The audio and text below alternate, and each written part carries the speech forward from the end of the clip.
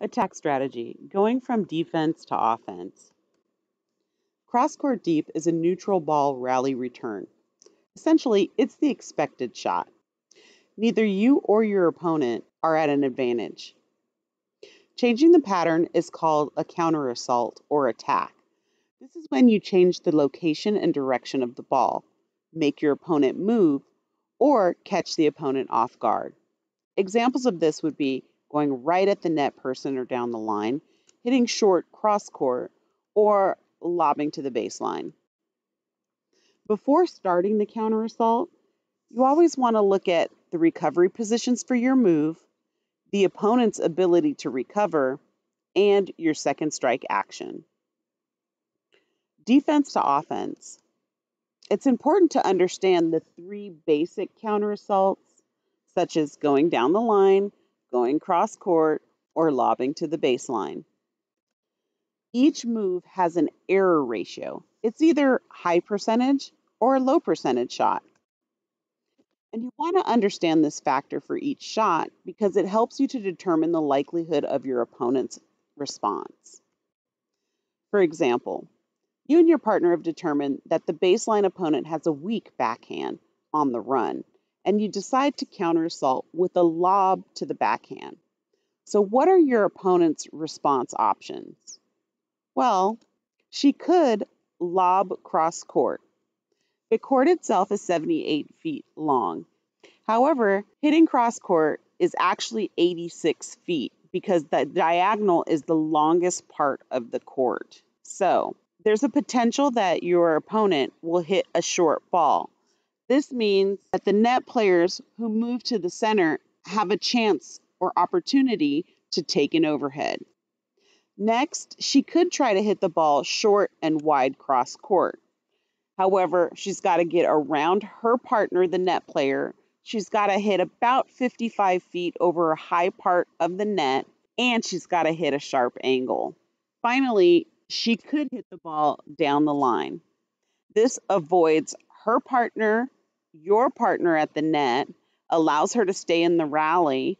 She can hit a lob, a regular hit with some clearance, because again, this is the highest part of the net, or she could hit a slice. This gives her the highest percentage shot. Let's take a look at Bethany Maddox-Sands and her partner Zhang against Asia Muhammad and Taylor Townsend here. Zhang is going to serve it. Asia hits cross court, and Zhang puts up a lob. We've slowed it down here so you can see it. Asia goes back for it, tries to lob it back, but it's short and across the middle, so it gets put away. So what next? Your counter assault's in motion. You've set it all up. You've gotten into position. The next thing is you want to be patient and wait for your opportunity. This way you can apply the second strike move as soon as you're ready. Using the example that you've lobbed to the backhand side and your opponent has decided to take the high percentage shot and hit back down the line, you can stay in the rally for as long as plausible or until you're ready to do your second strike, such as slicing the ball short. This would force your opponent into the net and allow you the opportunity to lob. Or you could hit the ball short and wide cross court. Or you could hit a high lob wide and cross court. This would force the baseline player to move and generate an error. Let's look at that play one more time and see what really happens. Cross court, lob, which is the counter attack. Asia goes back and gets it. She's off balance. She throws it up. Now, they could have put it away, except that Zhang hits it at the baseline. Maddox takes it, and she doesn't put it away either. She hits it at the baseline. Both times, Asia is able to get it back, and this time she lobs it, changing her defense to offense, which is why they attack the net. It's just unfortunate she missed the volley. Both teams erred here. Bethany and Zhang should have put their balls at an angle on the overhead, and Asia should have made her volley.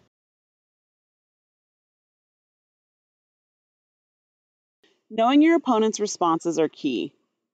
Setting up for each of these responses allows you to remain calm during the point.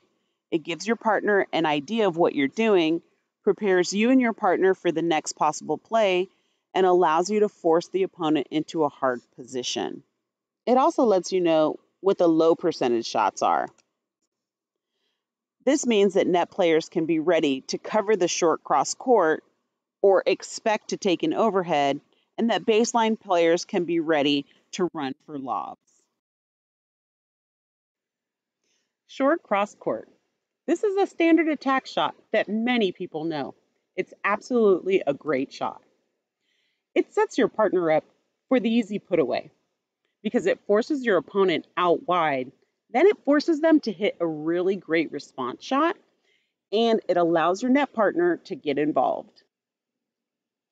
If your opponent hits the ball down the line, your net partner is likely covering the singles line and the doubles alley, allowing them to put the ball away. This is the low percentage response shot from your opponent. Short cross court is the medium percentage shot because it's a hard angle to hit, but doesn't have an opponent standing guard. Last, the high percentage shot is to lob to the baseline. But this is also a difficult shot on the run and to keep inside the court. Other attack plays are hitting down the line at the net player. This is a low percentage shot because the net player has coverage here and lots of opportunities to attack. It's also the higher part of the net. As an example, if the net player gets their hands on the ball, your partner has to move to the tee to cover for that angle shot. Or the net player has two options to hit towards you, which you would then have to step in to cover those two shots. And while that's happening, you're leaving plenty of court open for that net player to hit into. This is why the down the line shot is the low percentage shot. In this example, the younger Harrison is served and decides to hit the ball right at the net player. As you can see, the net player is able to get it back, and he must recover and restart the point by hitting it cross court.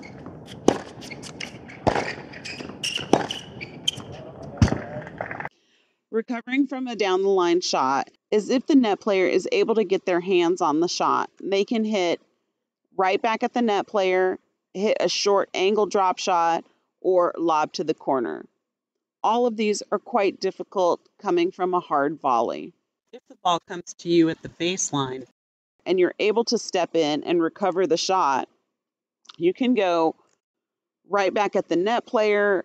You can reset the point by going deep cross court. You can attempt to restart your counterattack by hitting short cross court or via the lob. That being said, there are definitely some times you do want to try to take that line or hit at the net player. So let's discuss when and why you would hit down the line or take the low percentage shot. You definitely want to take the line if the net player has poached two or more of your balls.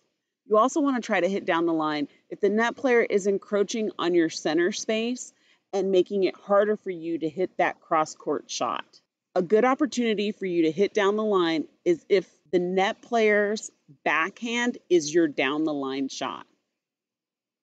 In all these instances, you want to make sure that you're confident you can recover in case the net player gets their hands on the ball.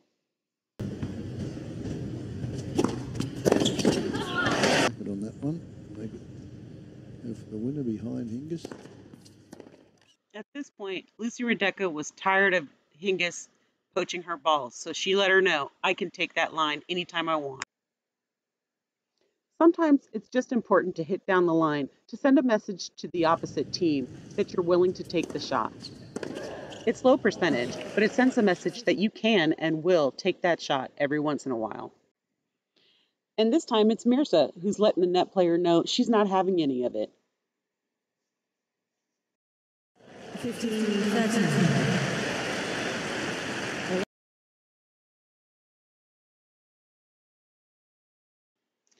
Next, let's talk about the volley attack. You want to approach the net anytime you can because the point of the net player is to finish the point. So anytime you see distress, you must push forward. Examples of times to approach the net are floating balls. That's balls that are high and taking their time to reach you. but are probably going to land in front of the service line.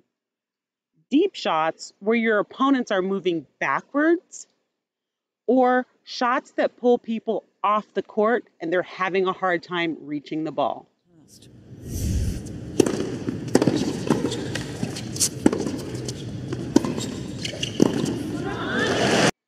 Let's take a look at this one again.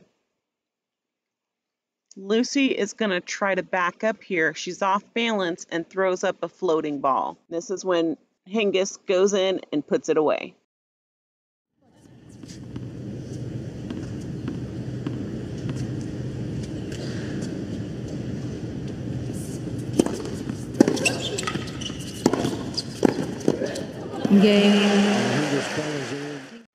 One more time for good measure. Lucy serves up the ball. Hingis puts it back deep. Take a look at Martina right here. She's already headed in to take the volley and put it away. Probably return better than any of them at the moment.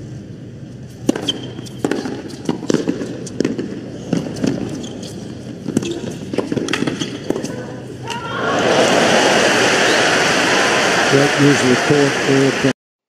Let's take a look at this again. Martina serves Lucy, who returns but gets poached.